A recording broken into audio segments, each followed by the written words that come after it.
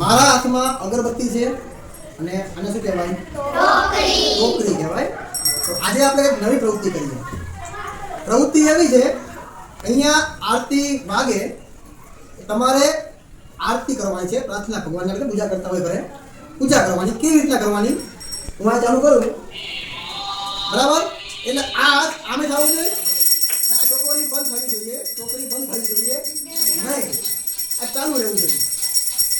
જો એક પણ સમયે વચમાં અટકવી ના નહીં.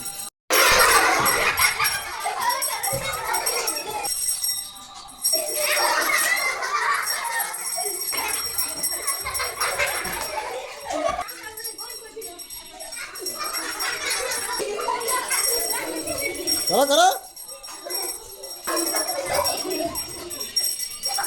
બેન, કરો કરો વગાડવા નહીં ને.